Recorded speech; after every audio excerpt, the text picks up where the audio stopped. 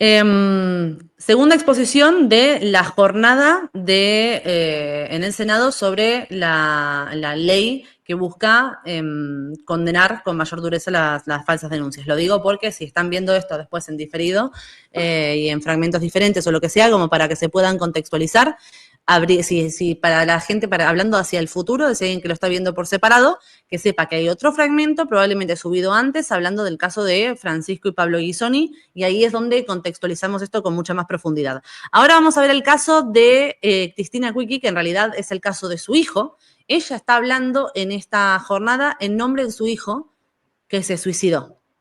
Se suicidó a causa de una falsa acusación, y no vamos a hablar de falsa denuncia porque ni siquiera llegó a haber formalmente una denuncia. Fue una acusación. Y esto además es un caso que nos sirve, es paradigmático, porque generalmente ocurre en Argentina, lo mismo que ocurre en España, lo mismo que ocurre en tantos países del mundo, donde se asocian este tipo de causas a la ultraderecha, ¿no? Todo esto son cosas de la ultraderecha. Bueno, el hijo de Cristina y Cristina misma fueron durante toda su vida militantes de la izquierda, del kirchnerismo, del peronismo, como lo quieran entender. Y vamos a empezar, ahora sí, si lo ponemos, desde el segundo 012, a que ella misma introduzca la historia. Vale. Ay, no sé cómo, no veo los minutos. 012 me has dicho, no te preocupes. Cristina Cuicchi. Sí. Mi hijo es Emanuel Gómez. Quiero resaltar la condición de mi hijo primero y antes que nada. Mi hijo era un militante de lo que llamamos el campo nacional y popular. Mi hijo Emanuel se suicidó el 30 de mayo del 2019, cuando la organización política en la que militaba le aplicó un protocolo. Dije que mi hijo era un militante. Mi hijo administraba 2 comedores, asistía a los vecinos más necesitados del ministro Rivadavia en el partido de Almirante Brown, no tenía ningún cargo, no tenía sueldo, jamás se llevó un peso al bolsillo. Al contrario, siempre puso de su bolsillo para la tarea que realizaba. Pusimos de nuestro bolsillo porque yo militaba con él en la misma organización. Entre paréntesis, en esta época en que las palabras van perdiendo sentido, quiero rescatar la palabra militante, ¿sí? En todo caso, eso que era mi hijo es ser un militante. Esto yo entiendo que lo dice para diferenciar lo que la labor que hacía su hijo de lo que hacen la mayor parte de militantes de esa izquierda, donde básicamente van a manifestaciones cobrando plata, puestos ahí a romper las pelotas a sueldo a cambio de un puesto político en el futuro. Entonces, encima era como dentro de ese campo su hijo parecía ser de lo mejorcito y terminó viviendo lo que vivió. Ahora nos trasladamos al 212. Antes de ponerlo, voy a leer el superchat de Noberto, que además va referido a lo que le preguntamos, así que menos que ponérselo. Pone, te mando foto del DNI cuando lo tengas. Sirve a futuro. Nadie puede denunciarme por violencia de género a partir de ahora. Y yo sí puedo denunciar a hombres. Una locura. Me dejé la barba para la foto. Pues de lujo. De lujo. Oye, mira, eso sí, claro. La denuncia por violencia de género no te la comes. Lo que pasa es que aquí en España te pueden seguir denunciando por violencia doméstica y tal. Sí, bueno, pero es lo que decíamos, hay una diferencia. Sí, eso es verdad. Ese es precisamente el problema, que hay una diferencia. Sí. Esa diferencia existe, es cierto. Bueno, continuamos. Venga. Un protocolo el 28 de mayo. 2 días después se suicidó. Ningún responsable de la organización en la que yo también militaba se acercó a decirme qué había pasado. 3 meses después, me enteré del protocolo que le habían aplicado. Y cuando pedí que me contaran exactamente lo que pasó, nadie dio la cara. Inicié entonces un juicio por instigación al suicidio. Y aquí voy a apoyar todo lo que decían antes de cómo está actuando la justicia, ¿sí? Lo inicié en la Fiscalía número 5 de Lomas de Zamora. Un segundo, ¿está en el segundo que querías? Sí, ¿por qué? Vale, tenía la duda. Vale, pues va por el 301 Pero- ahora mismo. Sí, pero ¿por qué? ¿Qué pasó? No estaba seguro, sencillamente, por eso preguntaba. ¿Mm? Vale. La encargada del Frente de Mujeres de la organización, cuando fue llamada a declarar en el juicio, dijo que el protocolo es una formalidad que se aplica por costumbre, entre comillas, aunque hay un formato escrito, es decir, un esbozo o guía. Cuando se le preguntó en la audiencia a la que asistió si podía acercar este protocolo, declaró: yo no lo tengo en este momento porque es algo que se estaba terminando de redactar. Pero puedo averiguar si se avanzó algo en eso. Repito, dijo, hay un formato escrito y unos segundos después es algo que se estaba terminando de redactar. Ya sabemos que los... Bueno, voy yendo de apartes como para que se vaya entendiendo la historia de todo lo que le pasó a su hijo y de las irregularidades que habían de por medio. A su hijo lo acusan, un miembro de esta organización lo acusa, acusan a este chico dentro de la organización implementa un protocolo contra de la violencia, etcétera. 2 días después él se mata, la mujer empieza un proceso, una causa por instigación al suicidio. Llaman a declarar a las personas de la agrupación y esto es lo que le dicen, que bueno, implicaron un protocolo, que si el protocolo está escrito en algún lado, que bueno, que hay un esbozo escrito, pero que no está terminado, que es una cuestión más de costumbre que otra cosa, le piden que presente el protocolo, les dicen que no lo tiene. ¿Bien? Ok, bien. No se puede poner en otra velocidad acá, ¿no? No. No. Sí. Otro 39, no. Ahí. Dijo que, comillas, me notificaron de una denuncia de abuso en contra de Manuel y me dijeron que se lo comunicara. Yo no conocía el contenido de la denuncia porque esas cuestiones tienen que ver con la intimidad de las personas. Repito, no conocía el contenido de la denuncia, es decir, que le comunicó a mi hijo algo sobre lo que no tenía la menor idea. Después dice, entre comillas, no se le aplicó el protocolo. Es parte del protocolo informarle lo sucedido. Por otro lado, ¿qué iba a informar si él no sabía lo que había sucedido? No conocía el contenido. Bueno, con esta informalidad, con esta irresponsabilidad, con esta banalidad, se usan los protocolos. Hay cientos de suicidados y en muchos casos hay protocolos de por medio. Y acá recuerdo otro caso, menciono otro. Vamos a adelantar.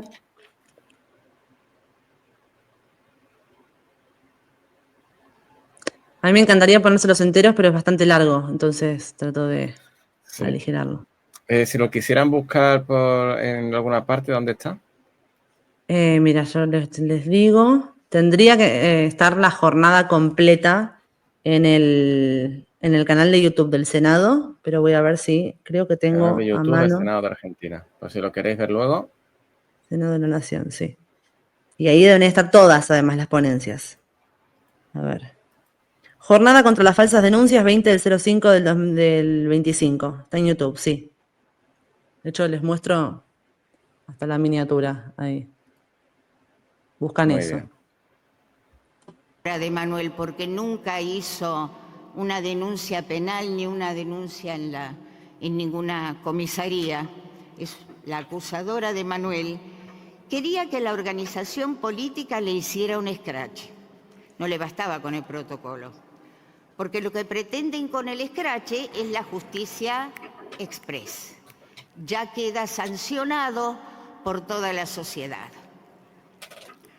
No hizo la denuncia policial, así que para saber qué es lo que había pasado, la citamos como testigo en el juicio por instigación al suicidio. Entonces, lo que declara allí es, comillas, Fui retenida ilegalmente entre 8 o 9 horas.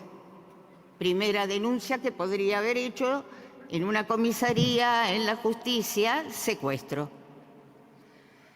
En ese tiempo, dice, comillas, fui golpeada, amenazada, estrangulada manualmente y asfixiada con una bolsa de nylon. Intento de asesinato y violación. No hubo denuncia policial ni penal nunca. Pero al otro día, lo único que se le ocurrió, después de haber padecido estos desastres, es pedirle a la organización que le hiciera un protocolo, que le aplicara un protocolo y que le hiciera un scratch.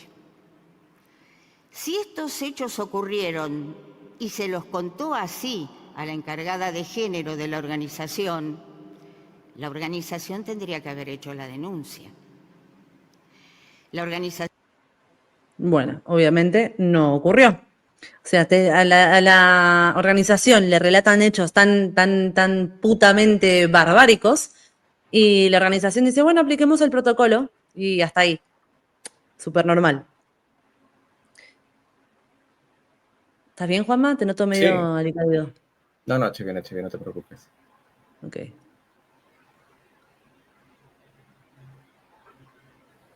Continuamos.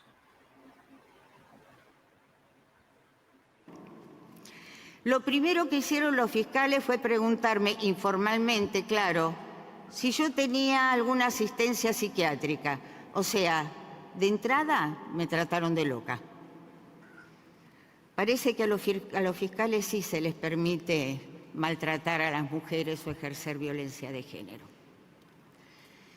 ¿Será que las mujeres somos todas iguales, pero algunas son más iguales que otras? Después me insinuaron si no sabía que era muy difícil probar una instigación al suicidio, con lo cual, amablemente, me avisaron que me iban a inclinar la cancha. Eso, de todas maneras, lo formalizaron en el expediente, solicitando expresamente que se eviten algunos cuestionamientos que conlleven a su revictimización. La de la acusadora, no la revictimización mía, que no les importó nada.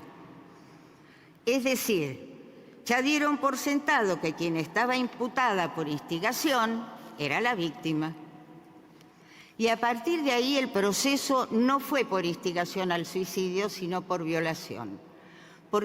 A ver, vamos a recapitular un segundo, sí, recordar que quien acusó a al hijo de esta mujer en ningún momento inició una causa penal, nunca puso una denuncia.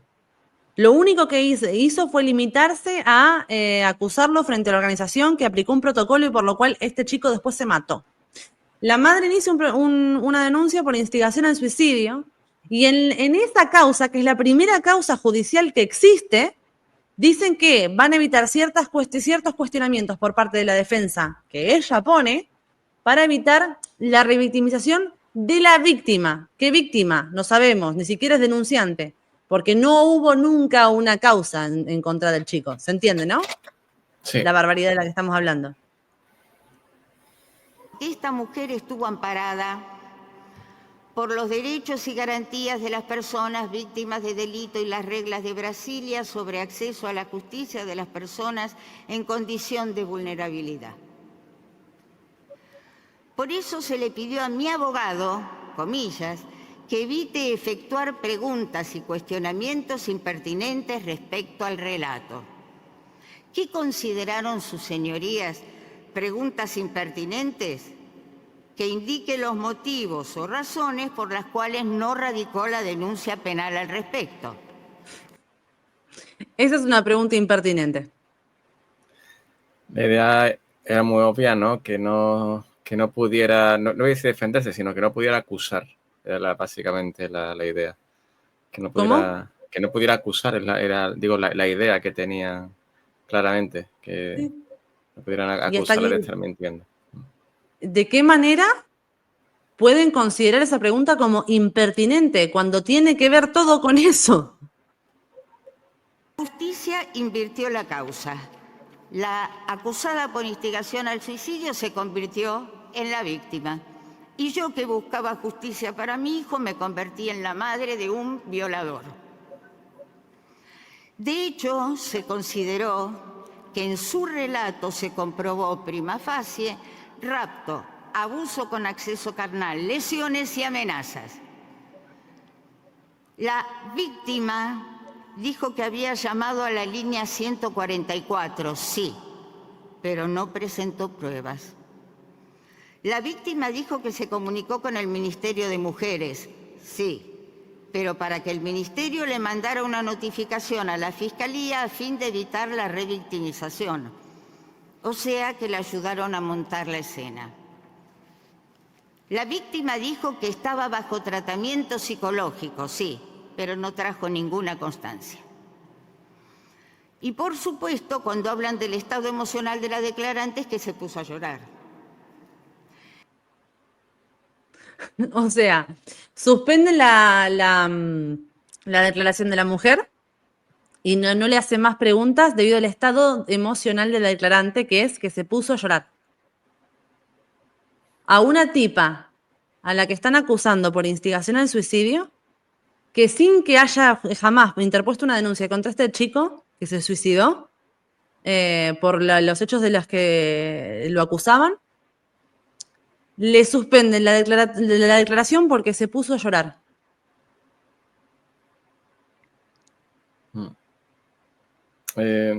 Lo interesante del caso es la cantidad de gente que hay implicada, porque no solamente ella, sino también las personas con las que habló, la asociación o como se llame. Y la cuestión es que por fuerza algunas están mintiendo, o están mintiendo todas, o mienten algunas. Bueno, de hecho es que hay algunas que ya se han probado, ¿no? Que lo que dicen es mentira. Sí, no, o sea, el problema acá es que la organización actúan como llevan actuando todos estos años cualquier organización donde hay un protocolo de género donde a nadie le importa lo que realmente pasó, a nadie le importa la realidad. Lo único que importa es aplicar lo que suena bien de la boca para afuera, da igual por encima de cuántos derechos del tipo estemos pasando, da igual cuáles vayan a ser las consecuencias, incluso si esa consecuencia es que el pibe se mata, da igual qué tan real sea aquello de lo que se acusa, da igual si existe, no siquiera que se condene, que existe una causa en la justicia o no, porque nunca existió. Y es que cuando la madre dice, che, empujaron a mi hijo al suicidio por este trato denigrante y animalístico al que lo sometieron, de repente en una causa donde jamás se había juzgado, y no se estaba juzgando teóricamente la culpabilidad de su hijo, a la persona que era la acusada de instigación al suicidio la terminan convirtiendo en la víctima. Y ya no tiene que declarar más cuando se pone a llorar. Y todo lo que dice, lo dice y se lo creen automáticamente sin que te tenga que presentar ninguna evidencia ni respaldo de lo que está diciendo. Impresionante.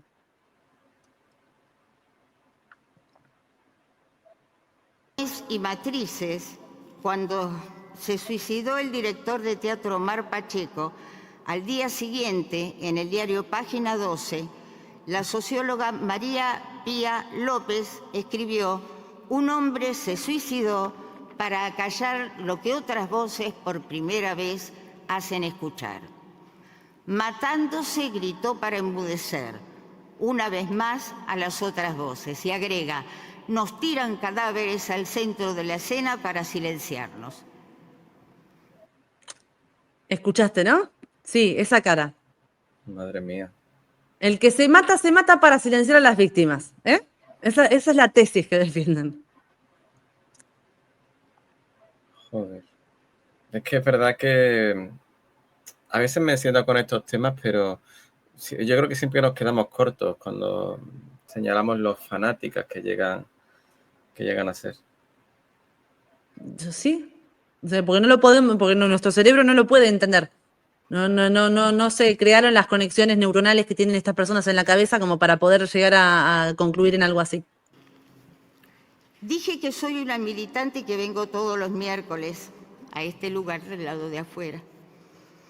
Como militante fui a la primera marcha sobre falsas denuncias que protestó frente al Ministerio de Mujeres.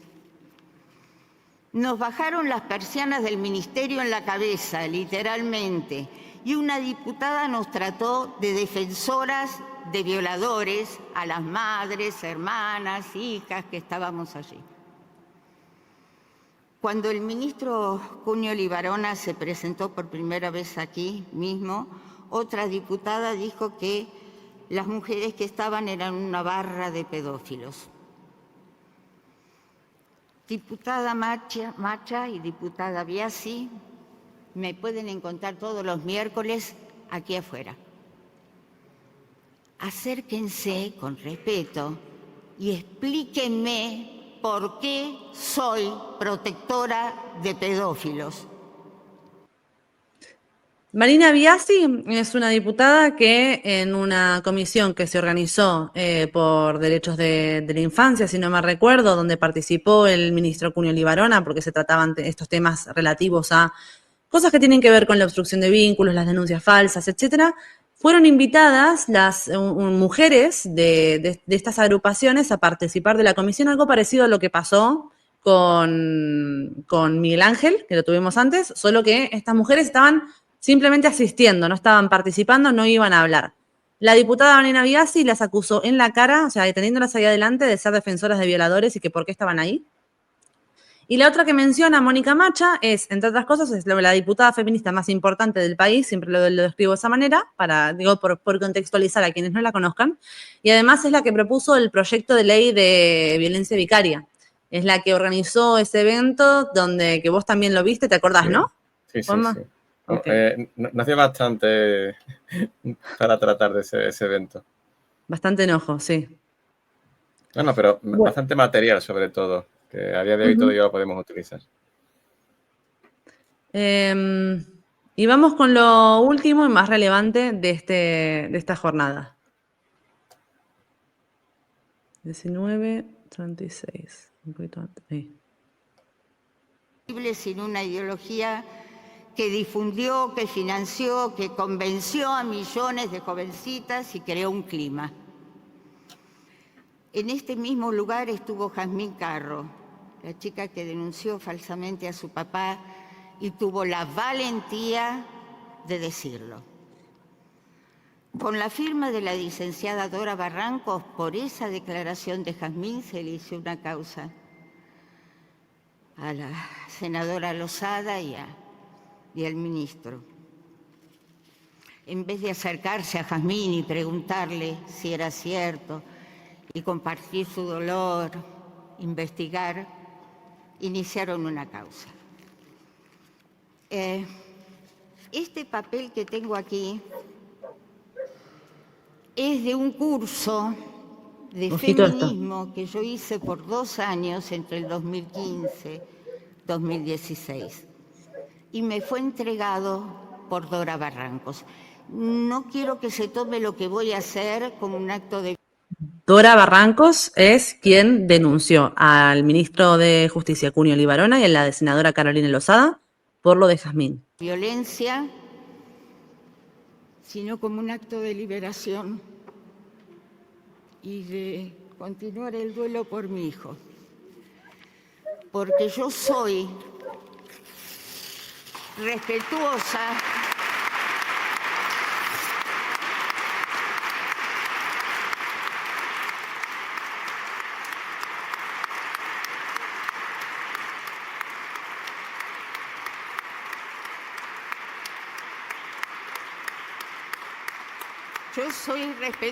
de los derechos de las mujeres,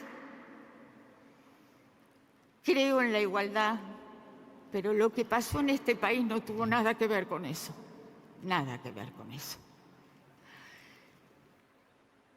Acaba de romper el diploma que le entregaron de un curso de feminismo en el Senado de la Nación. Ojalá llegue el día que aquí en España podamos decir lo que pasó en España. No lo que está pasando, sino lo que pasó. Poder decirlo en un pretérito perfecto. Es verdad, ¿eh? No había caído en eso. Bueno, en Argentina digo, sigue pasando, pero ya empieza a formar parte del principio del fin. Que eso es lo optimista. Porque no es algo que desaparece de la noche a la mañana, no es algo con lo que de tanto daño no se resuelve de la noche a la mañana, pero bueno, se está empezando por algo. Wow. Algo hacemos bien, algo hicimos bien, algo estamos haciendo bien Sí, en mi sí, país. sí, Una poquito a cosa. poco. Sí, sí. Y en ese sentido, ojalá se convierta en una luz que ilumine a otros países de allí, de LATAM. Y aquí en España yo lo doy por perdido mientras tengamos el mismo gobierno. Mientras con el gobierno, el gobierno y la gente que vive de esto es demasiado. Aquí va a costar muchísimo más sacar a toda esa costra de las No, es que acá la instituciones. gente que vivía de esto también era mucha. ¿Sabes lo que pasa? Tiene que venir un alguien que tenga las pelotas de echarlos todos a la mierda y que lloren lo que quieran llorar. Mm.